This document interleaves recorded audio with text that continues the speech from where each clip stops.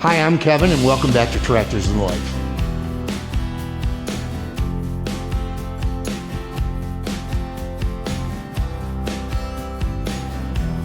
So a couple weeks ago, we released a video that you guys seem to like. We got a lot of views on it, where you were, I think, enjoying my misery because I had some major issues in this video. And it's where I was snow plowing for my neighbor. They had gone away on a quick impromptu trip and had asked me to plow their driveway. Now, they offered to pay me.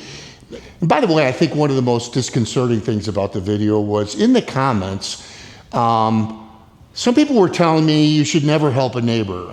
Every time you help a neighbor, something goes wrong. A good neighbor doesn't ask, you offer. I'm sorry, I just don't agree. I've always enjoyed helping people.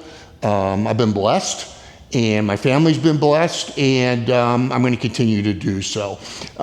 These are great folks, live right next door to us, a younger couple. And in fact, I've helped them on a number of occasions, which they did not ask for. I helped them move some topsoil at one point, even got caught in the rain doing it. Another time moving some mulch, and all of those times, including for snow plowing, they offered to pay me. Well, I'm not taking money from a neighbor. There'll be times when I'll ask them. As a matter of fact, I had some back surgery, and Greg next door even offered to cut my grass for me when I was recuperating. So, yeah, no, I don't prescribe to that theory at all. I'm going to continue to help people. So on that particular day, what I thought I would do was get their place plowed first and then come over and plow here.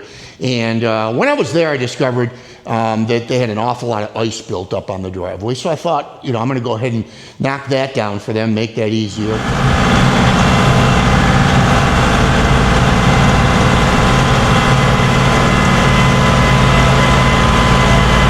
got a lot of ice in the driveway.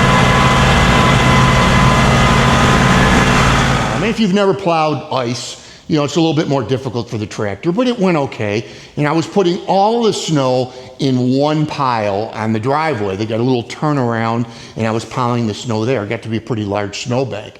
And, as I was doing it, matter of fact, prior to doing it, I was trying something different with the cameras. I always, whenever I watch someone working with their tractor and it's, one camera set up on a tripod and that's it, I find it kind of boring. So I'll normally film with 3 different cameras. I'll put one up on the roof of the tractor. I'll put sometimes one on the back if I'm using the box blade. I'll put some up towards the front of the tractor. What I tried to do that particular day,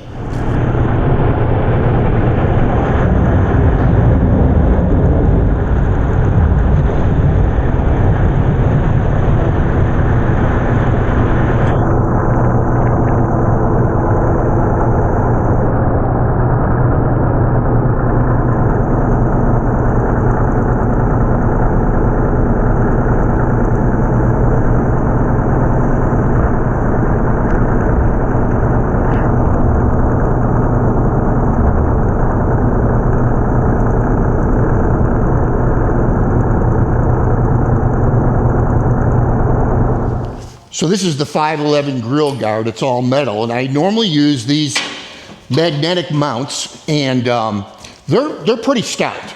And my thought was, that'd be probably a cool angle to get some of this snow plowing. And I was right. I mean, it did. But because I was dealing with the ice and banking that snow, yeah, you guessed it. If you didn't watch, you guessed it. The mount and the camera, I looked down, it was gone. And I tried tossing the snow pile over and over again, trying to find the camera. It was a GoPro Hero 10, and I couldn't find it. So that's a pretty expensive mistake to have to replace one of those cameras. I'd like to say it never happened to me before, but it did. I think it was last winter. I had a camera mounted right up on the bucket, and at that time, I was using an audio system where I had to mount half of it to the camera. So when I lost that, it was about a $600 loss. Now I got my son out there. We ended up moving about, 2/3 of the pile to the front lawn, and we eventually found the camera, so that worked out okay. Well, this was not the case. And again, this pile was ice chunks. And I tried with a magnet, I tried everything. I could not find the camera. Well, if you see on the video here, this is when I realized it was lost. Well, I did it again. I was trying to get some cool shots. I mounted the camera up on the grill, and it's gone. Try to find it, I doubt I'll be able to. Oh boy. So I let my neighbors know what happened, and told them, kind of be on the lookout for it. But I thought, what's going to happen? GoPros are water resistant. They're not waterproof. There's actually a case that you have to put them in if you're going to be underwater or anything like that. So I didn't hold out a lot of hope. Well, a couple weeks later, my neighbor showed up at the door, and he had found the camera and the magnetic mount. The magnetic mounts themselves are pretty expensive. Lesson learned, but this is what's so incredible to me, is take a look at this. That camera continued to run. It's actually got the exact spot on camera where the camera got knocked off the grill guard and into the snow. So when I got the camera back, I thought, well, no way is it going to work. I opened it up. Of course, the battery's dead. I put a fresh battery in it. And look at this.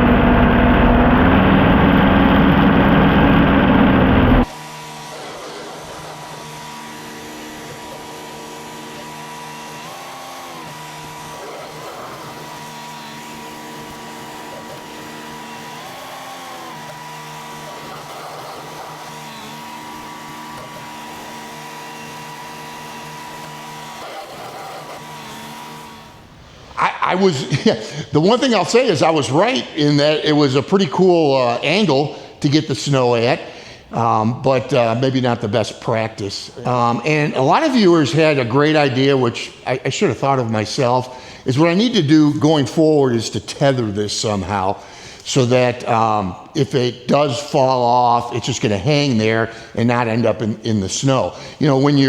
When you're plowing, there's that impact of hitting the snowbank and the jerking of the bucket going up and down.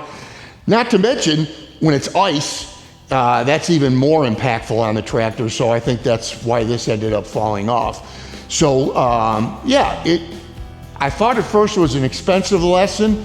In a way it was, because in the interim I did purchase another camera because I like to use that 3-camera system, and purchased a DJI this time. Which I'd been using before and really love. But at least I was able to get this back. And no, I do not regret helping my neighbors at all. Never will regret that. And let's face facts, what happened wasn't their fault. It was my stupidity and my carelessness. So no, I don't regret it at all. I'm going to continue to help people. Thank you for joining us, and we'll see you next time on Tractors in Life.